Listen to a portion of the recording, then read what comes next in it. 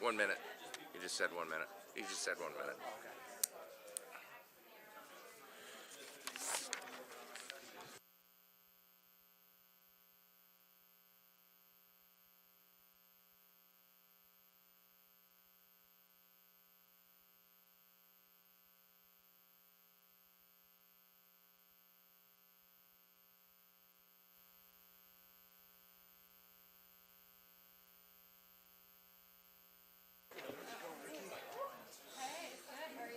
Okay. Yep. Good afternoon, and it's good to see such a good crowd here tonight for our Committee of the Whole. And we'll get going right away. Do we have any amendments to the agenda this evening? Okay, seeing none. Any disclosure of monetary interest that has arisen from the agenda? Seeing none, I would remind committee that if you find that you have a conflict, just declare it at the time and we'll recognize that. So we have two delegations tonight. I want to welcome them both. First delegation is Dr.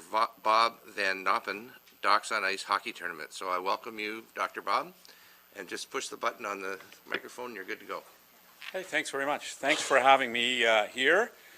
And this is Graham Horsey, Mike Horsey, Graham Hendry, Spencer Gutcher, and they're physicians in Perth and Smith Falls too. Mostly work in Smith Falls. So Docs on Ice 2019, what is it? It's an annual fundraising hockey tournament for doctors that began way back in 1983. Its mission is charity, camaraderie, and sportsmanship. The first tournament was 8 teams, and in 2019 it's coming to Lanark County, mainly Perth and Smith Falls, and we will set records. We will probably have 61 teams and over 900 players, and that does not count spouses, children, and assorted groupies and hangers-on. So it will probably be over 1,000 people that will be descending on Smith Falls and Perth during that weekend. I think probably if your in-laws are coming for a visit, do not count on them finding a hotel room. I'm pretty sure every hotel, Airbnb, bed and breakfast, and nook and cranny is already booked up for us. It's on a Thursday night and a Friday night. Hockey will be played on Friday and Saturday. We purposely placed it at the end of March because we thought that was a fairly low season, and that would be likely to be a time we would not only fit, but it would be a handy time for businesses to make a little bit of money. It's probably not peak tourist season in Perth and Smith Falls. Typically, a big part of this tournament is charity fundraising. To date, Docs on Ice has raised well over $1 million. We expect and hope to set a record in terms of how much charity fundraising we do. We basically fundraise doing anything we can think of to do. We have players' fees, we have sponsorships, we have corporate sponsorships, we have fundraising activities, we have auctions, we do anything we can think of to raise money for charity. All of that charity money stays locally. These guys, amongst the rest of the local Doctors hockey team, are the decision makers. We're the ones who pick what charities get what money. And of course, our interest is intensely local.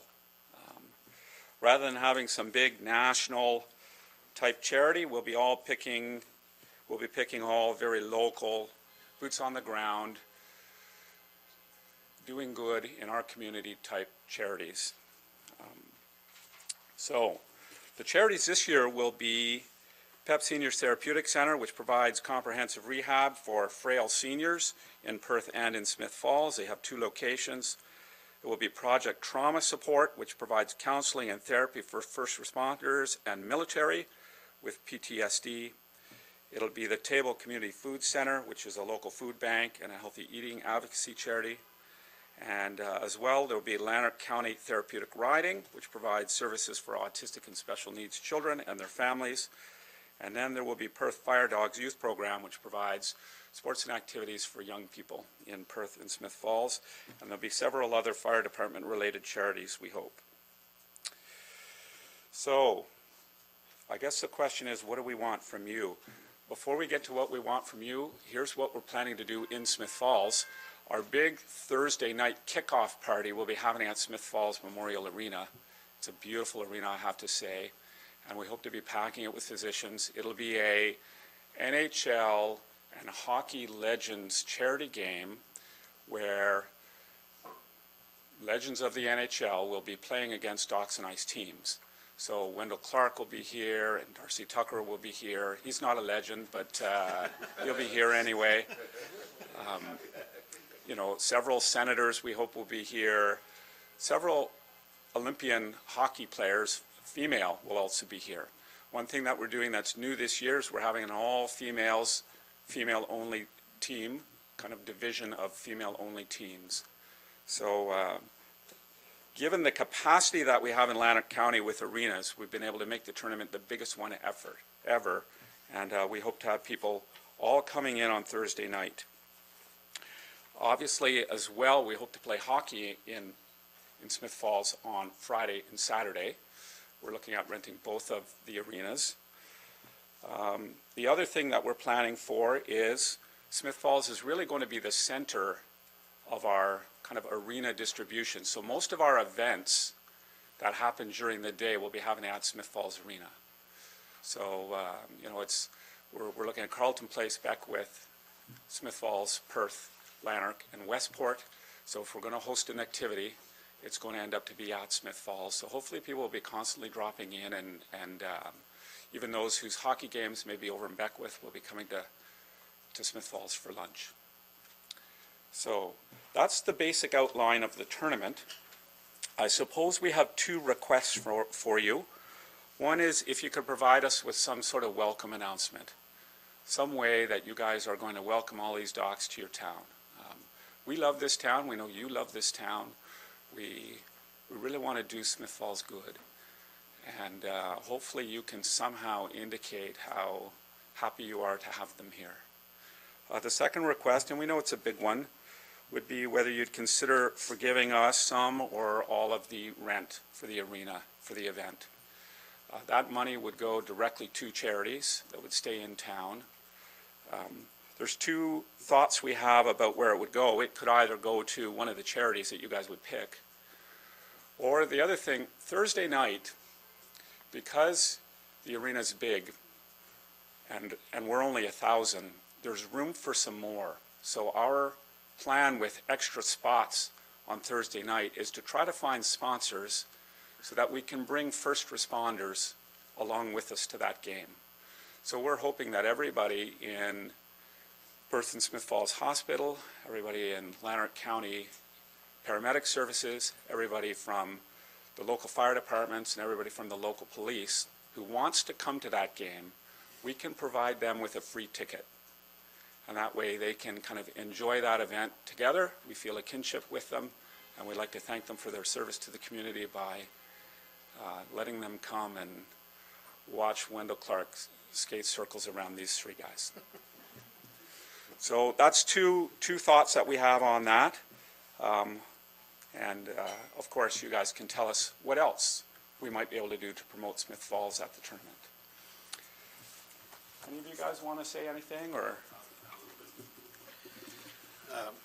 So I've gone to this tournament since 1997, so I'm the oldest of this bunch, and it's been located all over Ontario. It's often been in Toronto, but it sometimes is in small towns or smaller places. Halliburton was one. Anyways, two things to mention. One is that there is a silent auction on the Friday evening, and it's quite a spectacular silent auction, and it generally features a lot of local tourist kind of activities which are auctioned off, which means that people purchase green fees, various tourist items that would bring them back to this area.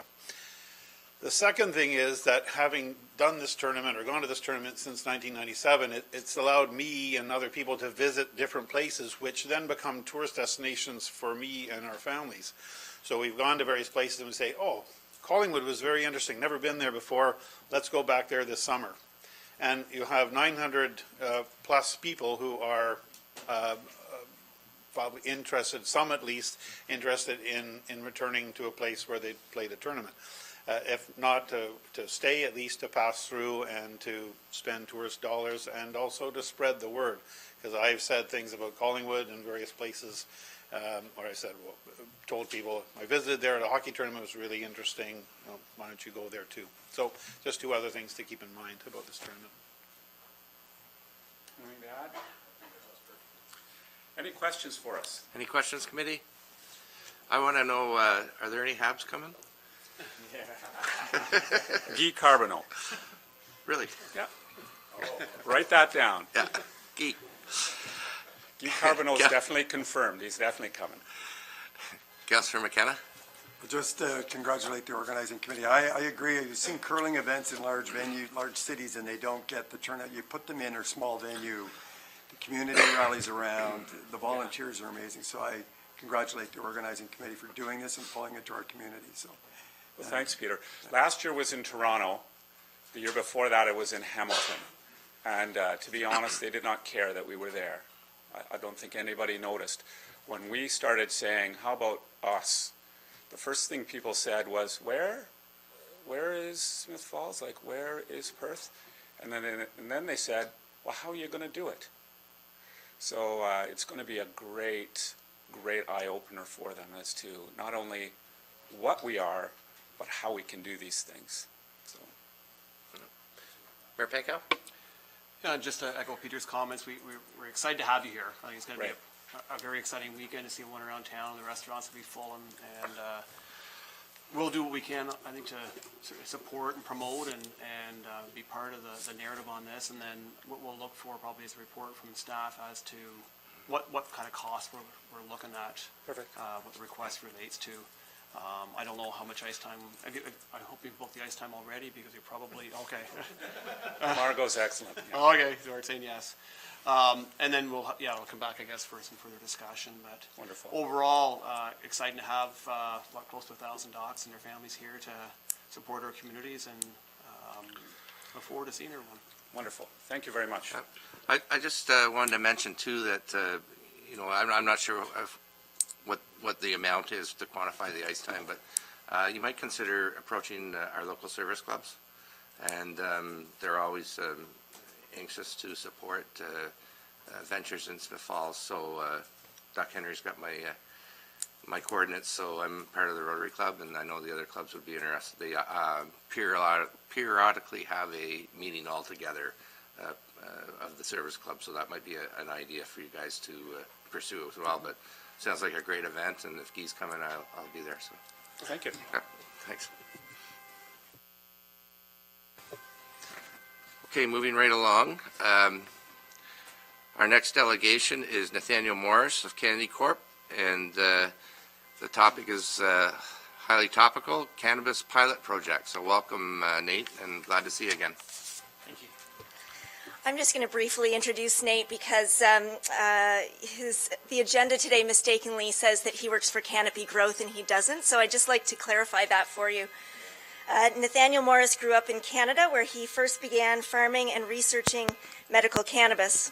In his early 20s, he moved to California, where he made a career researching and breeding cannabis, as well as other medicinal plants.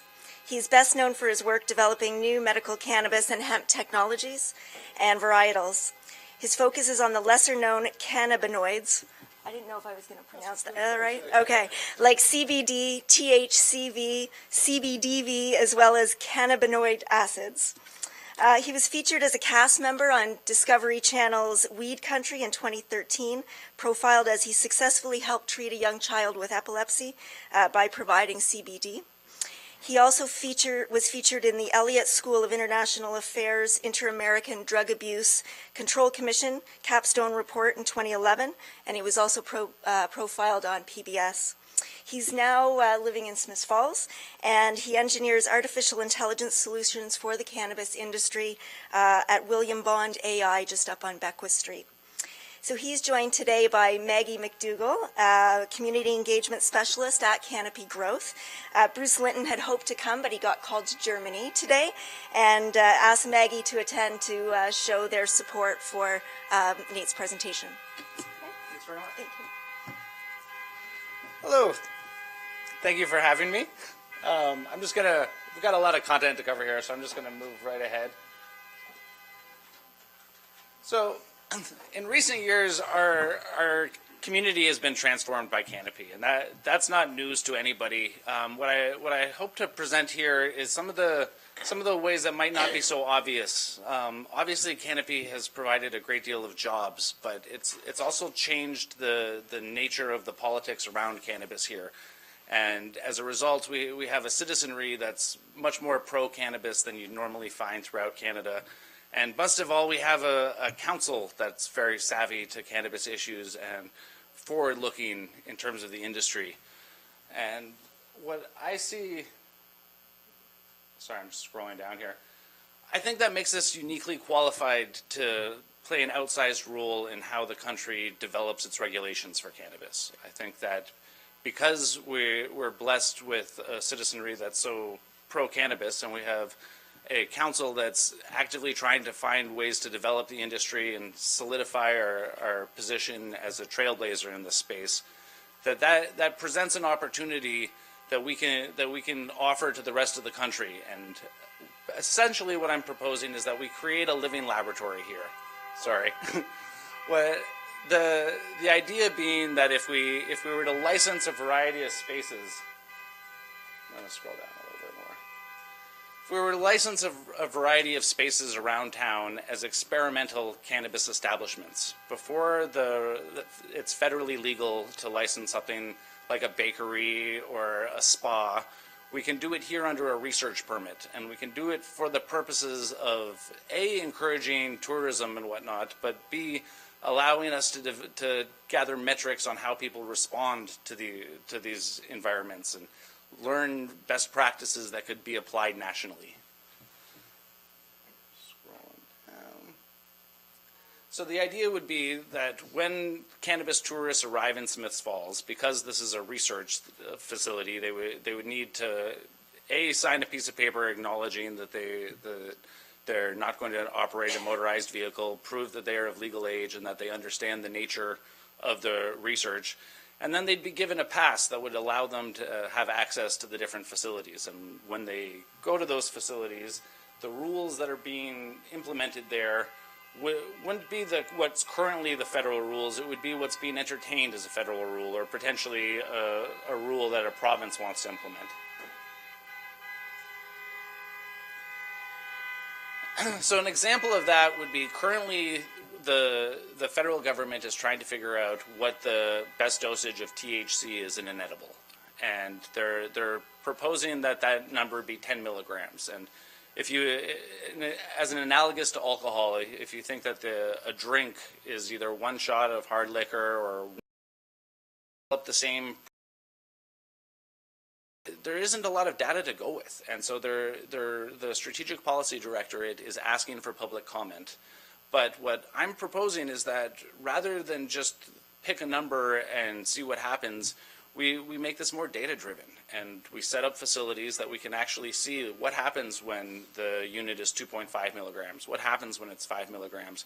Because at the end of the day, those numbers are somewhat arbitrary, but the impacts could be potentially huge. It could affect both like the sales. If you imagine if this was alcohol, how different Canada's bar scene would be if every drink had 2 shots in it instead of 1, or a half a shot. It could actually have a lot of impacts that are hard to anticipate. But in an environment like this, we could observe all those impacts and adapt regulations accordingly. So what I'm specifically asking for isn't a binding commitment on behalf of Smiths Falls, but rather a statement of interest. And the hope is that we can submit an offer to the Strategic Policy Directorate, offering our towns assistance in helping them develop a regulatory system for cannabis. Again, if this isn't binding, and it's a preliminary step that would be required in order to move this forward, but there's much more that would need to happen before the establishments are actually in operation here. So I want to stress that. So my final slide, I've kind of broken down the arguments in favor of doing the pilot project into 3 categories. The first one is the economic argument, basically job creation. And I don't want to, I want to underpromise and overdeliver in that front, but I do believe that it's possible that we could do this in such a way that it would create a great many jobs. If you've recently been following the experience of the province doing a lottery system for cannabis retail establishments, and they radically underestimated the interest that would be. And so I think if we were to be in a position where we could offer even temporary licenses in Smiths Falls, we would get enormous interest, and potentially dozens of well-funded companies would come here to participate in this.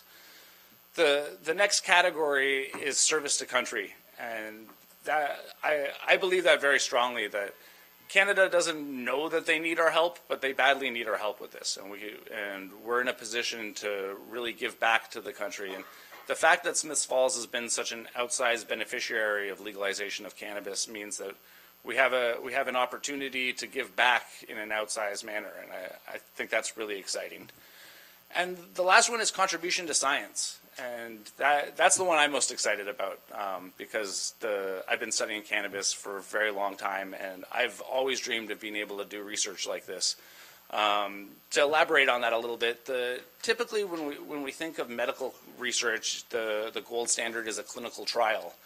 And that's great for most substances, but cannabis has never lended itself well to clinical trials, because it's the rare cannabinoids. There's so many different chemicals working synergistically that a system where you chemically isolate one chemical and remove all the different variables just simply doesn't work well. And what we're talking about here is essentially a field experiment where we can observe humans in the wild consuming cannabis and how those two organisms interact. And that could change everything. It could revolutionize our understanding of how cannabis affects people. I consider this a little bit akin to when Jacques Cousteau invented the aqualung, and suddenly marine biologists could actually observe fish on the reef, or when Jane Goodall got accepted into a group of gorillas, and the field of primatology was born. The ability to go out into the field and observe how substances affect people is a new opportunity for us, and it hasn't been available in the medical market because with medical cannabis, because it wasn't available recreationally, there's still a higher standard for how experiments can be ethically performed. And the idea behind a clinical trial is that you're protecting the citizens from potential harm from the substance. But now that Canada has made the decision that this substance is going to be available to everyone, it makes it an opportunity for us to study this in a much more holistic fashion. So that's my presentation. I'd like to invite any questions you may have. Great. Thanks, Nate. Councillor McGuire, or Dwyer? It rhymes. I was going to say, I think both our hands went up, so either way. Thanks, Nate. This is super, super exciting. And I saw your presentation on the history of cannabis and cannabinoids during the election process, and I think it was probably the best attended Historical Society presentation ever. Thank you. But it was also very, very interesting, and I learned an awful lot. I love this idea, and I think it's something that I'd like to see the municipality get fully behind. The only question I had reviewing your presentation last night was, I mean, you're obviously a networker, so what have you done to facilitate kind of a network within the community? I see Amy sitting here in the audience, and I assume she's here for this presentation. But have you spoken to businesses in the community already and kind of identified a rough idea of a study area? Or Yes, yeah, absolutely, yeah. Jeff is in the audience tonight from 4 Degrees Brewing, and he's been instrumental in organizing what we're calling it a cannabis tourism working group. But it's basically a collection of local businesses that are working together to strategize how best to make this work. It was kind of a bifurcated effort for a while because we were expecting that retail cannabis establishments were going to be a thing in Smiths Falls sooner rather than later. So we were kind of pursuing that at the same time that we were trying to implement this research. Now that the just straight retail cannabis has been put off for another year, we're trying to hone our efforts and to focus on this research. But to answer your question, yes, there's tremendous interest from local businesses. Mayor Peckel? Thanks, Nate, and again, like Councillor Dwyer, I think this is a great opportunity for our community. I think we are uniquely positioned, and you think of, we get the world's largest producer in one of the smallest communities, and we've had the benefit of being part of this story for years now, and I think that early understanding created acceptance, and I think it's helped us be part of the story and endorse it, and when we think of this changing world and recognizing the value a pilot project could bring, I think it certainly makes sense for it to be here rather than anywhere else, right? It's hard to envision where this could be in 5 or 10 years, but understanding the various uses, and as you mentioned, the various cannabinoids that we're still learning about. And I guess when you think of understanding dosage and impact, and an article in the Ottawa Citizen this morning, a man in Quebec who, I guess someone had recommended to him, try this THC-laced lollipop for your arthritis, and he didn't know that it had 90 milligrams of THC in it, and went through basically an overdose type of situation, ended up having a heart attack. Wow. Yeah, so again, I think the benefit of having a pilot project that can illustrate responsible levels and consistency and everything else. So if it's going to be, it might as well be here. So, I mean, I certainly support, we'll get behind this. I think there's a resolution we could put forward that we are behind it. The only thing I would suggest is perhaps just to allow for a little bit of community consultation, that we endorse it at Cal tonight. We formalize it at council next Tuesday, the 19th. And I understand that there's the 20th is a bit of a deadline, but we can be prepared to make sure we have our input prior to. That sounds deadline. great. Thank you. Any other comments? Wendy? Yeah, I think while we are continuing our efforts to convince the province that our global leader, namely Canopy, should have a retail site, and while we are continuing to encourage them that populations under 50,000 should be allowed to participate in the retail market, this is another way that we can move the ball forward on this. So yes, I would be supportive of that resolution as well. Excellent. Thank you. Councillor McKenna? Thanks for the presentation, Nate, and I've talked to you a lot about this initiative, and I tried to wrap my head around it, and I think I've got it. It's a modest idea, but with it, it's quite a grand scheme, scheme in the positive way.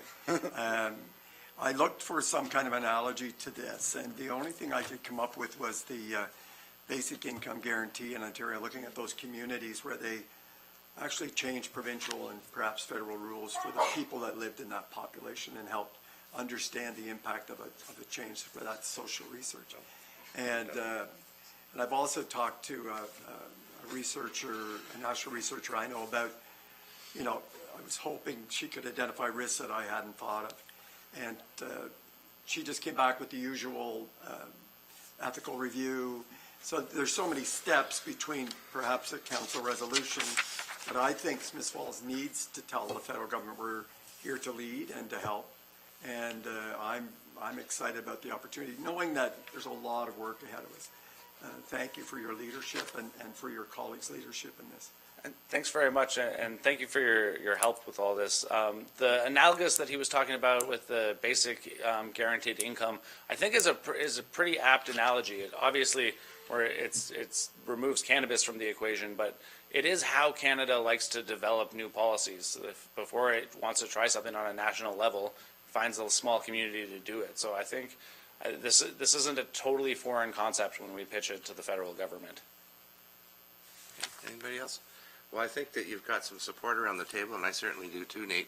And we'll have this brought forward, I imagine, next week, so we can meet that deadline and get a resolution to you, so you can Excellent. take on that. Thanks very much, for everybody. coming. Oh, and okay. To do that, we're going to add that as a priority issue later tonight, but that'll just be so we can bring it forward to council next week. So moving along, I would ask and invite a motion to adopt minutes from Monday, January 7th, 2019, Special Committee of the Whole, Monday, January 14th, 2019, Committee of the Whole meeting, Friday, January 18th, 2019, Special Committee of the Whole meeting, and Monday, January 21st, 2019, Special Committee of the Whole meeting. Moved by Councillor Allen, seconded by Councillor Dwyer. All in favor? We had a lot of meetings in January.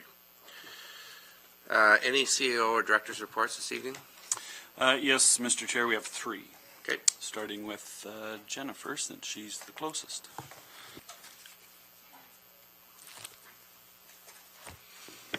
Thank you. So when you were at Roma 2 weeks ago, I went to the Economic Development Council of Ontario conference to speak on behalf of Smiths Falls to tell our story of LeBoat. And I see Lisa McLean leaving. I just wanted to say thank you for coming to Toronto to watch us present.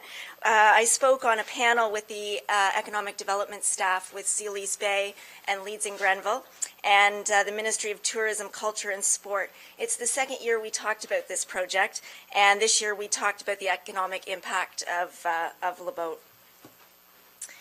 Two other things. Live at the Falls is proposed for 2019 as a two-day outdoor live music festival held on the grounds of the Gallipo Centre. This event's being proposed by the same individuals that have presented the Kemptville Live Music Festival in the last few years. And it would involve one main stage, food and artisan vendors on site, as well as camping. And the focus of this initial festival would be on the blues genre, and would forecast an attendance of approximately 5,000 visitors. This group's been working with the staff at the Gallipo Centre as well as municipal staff to determine the feasibility of the event, as well as any regulations that have to be satisfied to be present at the festival. And so they're working through their operational plan, and they'll be here at Council to speak in March. And then finally, just a thank you. After many successful years of running the Healthy Living Festival, the DBA has decided to step back from that event. So I'd just like to make a nod and appreciate their hard work over the years for making such a successful event. The Economic Development and Tourism Department is trying to spearhead striking a new committee and a new group that would take on maybe a smaller version of the festival for 2019. So I would just ask if there are volunteers that they be in touch with us so we could connect them. Thank you. Any questions for Jennifer? Councillor Dwyer? Yeah, I just want to echo your thanks to the DBA for sponsoring this. I think it's been a really fantastic event that's grown year over year, and I know Lorraine in particular has been a huge advocate, coordinator, lady wearing many hats in this regard. So really, I want to thank Lorraine. And I know that this was probably not an easy decision for the DBA. So I'm really hoping that someone within the community it will take up the cause and try and spearhead that. And if you need a council rep on that, I'd be happy to help. Okay, I'm not spearheading, but I would be happy to help because I think it's a wonderful opportunity for the town. Good. Thank you. Good. Well said. Anybody else? Councillor Allen? I just want to add that I was just one person on a committee that was very active and did a great job over the last few years.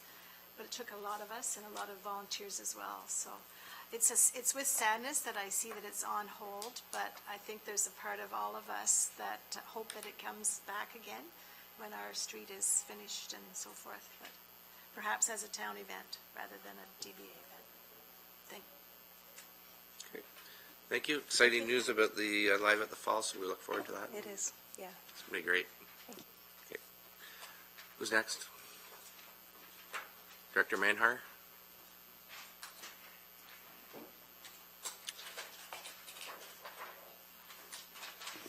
Thank you, Mr. Chair. Just a couple of quick things. There's Winter Carnival coming up. The dates for it are March 11th to the 15th. There are a number of different activities that will be happening all day, all over town. There will be marketing starting to go out next week, but I just wanted to give a heads up for that. There are a number of different things that are social and physical activity that are going on. There's also been tremendous support from the community in terms of sponsorship opportunities. So we'll be posting a whole list of what that is and who those people are so that we can acknowledge them in the community and get people out and involved in the winter, seeing as we can't make it go away. The gopher apparently just isn't cooperating. We will be also issuing an expression of interest in the next couple of weeks for the operation of the Murphy Park building, as well as operations down in the park there. We had Knick-Knack Paddle Shack over the last couple of years, and with some life changes, unfortunately, they won't be able to continue, so we will be putting out an expression of interest to see what people would propose for activities down there, and we have some ideas as well that could go along with that. We are in the midst of our building condition assessment report, which is a contract that we issued just before Christmas. We've got the engineers have all of the drawings, they've reviewed those, and the actual on-site evaluation will happen on February 19th and 20th, and we're currently setting up the scheduling for those. Once we have that, just as a reminder, the information from those, the report for those 16 buildings will inform our asset management plan in terms of what that looks like. And then the weather, although it might not be ideal for some, has been ideal for our outdoor rink. We've had the longest stretch so far of being able to maintain ice out there. It's being very well used, and I would encourage everybody to get out there and use it. Thank you for that. Any questions? Councillor Dwyer? Sorry, I know I'm being a bit That's of a pain okay. tonight. The EOI for Murphy's Park, in previous years, we haven't had great interest when we just circulate the EOI. Is it being directly sent to certain, I don't know, interest groups that may have an interest in going in there? Or are we just doing general publication? We can't send it out to specific individuals. We have to do it as a public piece. One of the reasons why I'm mentioning it here is because that will then get information out that it's happening. Certainly we would encourage anybody who has an idea of what they could operate down there that would enhance public use of the park would be encouraged to submit that. Any other questions? Thank you, Director. Thank you. Finally, CEO Morris. Thank you, Mr. Chair. I just have one item, and it relates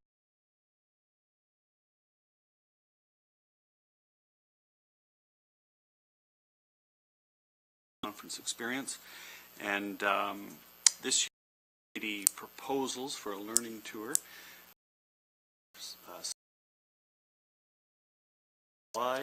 On the 5th. And the interest from a planner's point of view, we're both here moments ago, so planners in terms of how Smith Falls, the public reaction occurred, the part of that in terms of tools that were used to attract. So anyway, that's what's happening, and we're do that. Meeting with them. I would refer that question to our planner, Carl. Sorry, Carl. We're still, thank you. We're still working out some details. Jennifer and I had a conference call with with one of the organizers with the Canadian Institute of Planners last week. But we were hoping a boat facility and also a bit of a session at tell the story of very. I think that it's maybe just put into consideration. The Planning Advisory Committee would probably be happy to participate, and come to the meetings and that sort of thing. They'd be happy to do that. Any other reports? No. We have no correspondence item. And motion to go in.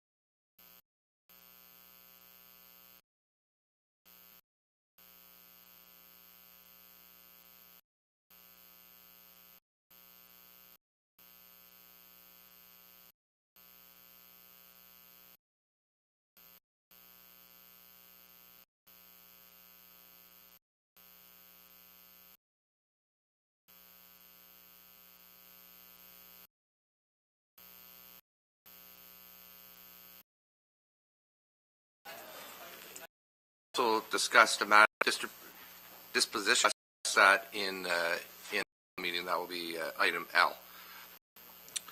And priority A is Victoria Park.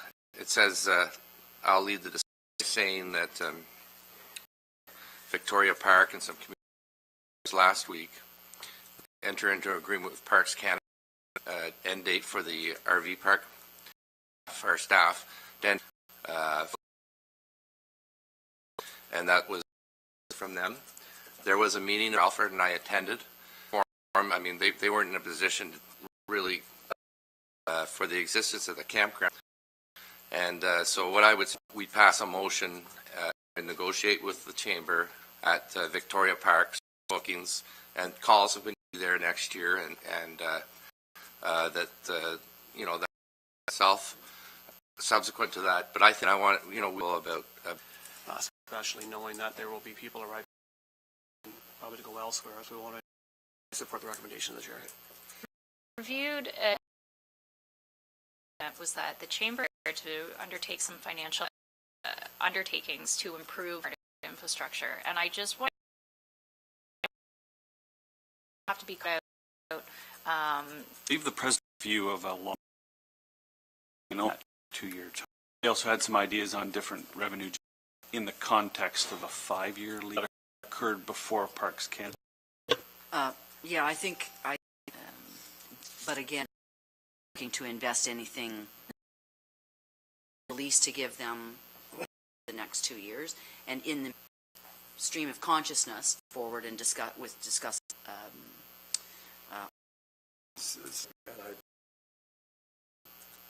I just also want to, this has had a very long part of our history. I think that the chamber has been with a group, and they've been there just for the week with us, or as how we move on after the 2 years, a little bit to help us with. In the meantime, we need to know. very, and something that's important to many years slightly, and just remember that they can market, and then we can get going, and then we'll go from there, and after that.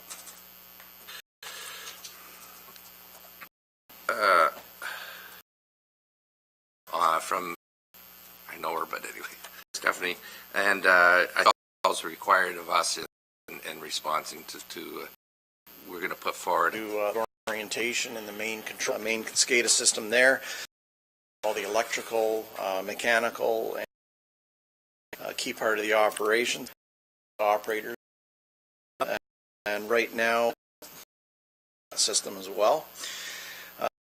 Upgraded, but we're now going forward with Honeywell with some of our energy efficient pump up that again, those are interfaces system.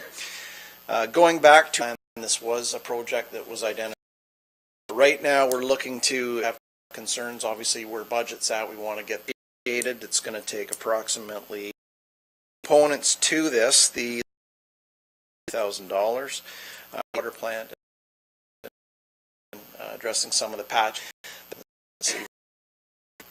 Councillor McKenna? One request is the second, and I'm assuming this is up in the year that you and council did decide to do it.